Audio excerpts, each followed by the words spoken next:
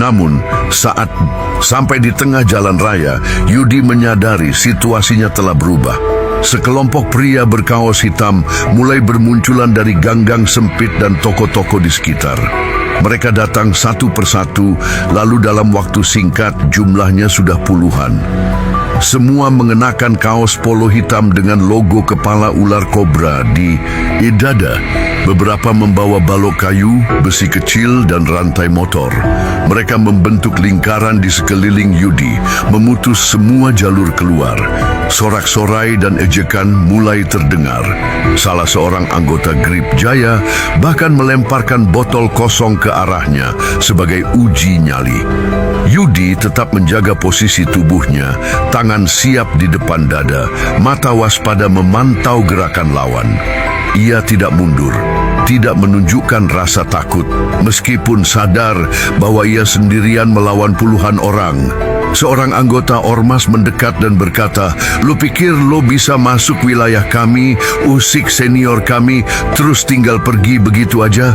Lu salah alamat, Pak TNI."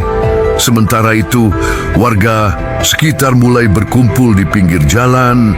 Ada yang merekam dari kejauhan, ada yang langsung pergi karena takut terseret konflik. Polisi setempat juga terlihat di ujung jalan, tapi tidak langsung turun tangan. Mereka tampak menunggu perkembangan lebih lanjut. Di tengah kerumunan, tekanan mulai meningkat. Pemicu serangan tinggal menunggu waktu. Dalam hitungan detik, pengeroyokan brutal pun dimulai. Serangan dimulai tanpa aba-aba. Salah seorang anggota Grip Jaya tiba-tiba melompat dan menendang punggung Letnan Yudi dari belakang. Tendangan keras itu membuatnya sempat kehilangan keseimbangan, tapi Yudi cepat pulih dan langsung memutar tubuh untuk menghadapi lawan. Belum sempat ia merespons, tendangan dan pukulan dari berbagai arah mulai menghujani tubuhnya. Puluhan anggota ormas bergiliran menyerang. Ada yang menggunakan tangan kosong, ada juga yang membantingkan balok kayu ke baunya.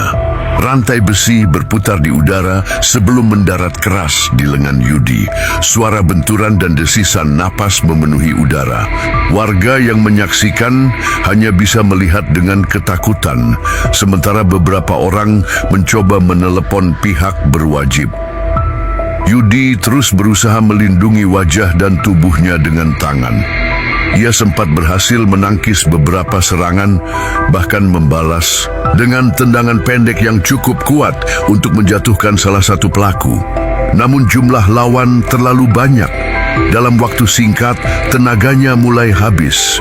Pukulan bertubi-tubi membuat lututnya melemah, hingga akhirnya ia terjatuh ke aspal panas. Saat itulah serangan semakin brutal. Beberapa anggota Grip Jaya bahkan sengaja menendang kepala Yudi yang sudah tergeletak. Darah mulai mengalir dari hidung dan sudut bibirnya. Matanya membengkak, pandangan mulai kabur. Meski begitu, Yudi tetap tidak bersuara. Ia tidak memohon, tidak menjerit, hanya diam dengan napas berat. Di tengah hujan pukulan, sorakan massa terus terdengar. Ini bukan sekadar pemukulan biasa. Ini adalah peringatan keras bagi siapapun yang berani melawan dominasi Grip Jaya. Wajah Letnan Yudi Prasetyo penuh luka. Darah mengalir dari sudut bibir dan pelipisnya. Matanya mulai membengkak, pandangan terasa kabur akibat benturan keras yang ia terima.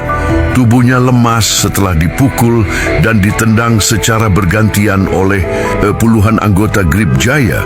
Meski sudah terjatuh, serangan tidak berhenti begitu saja.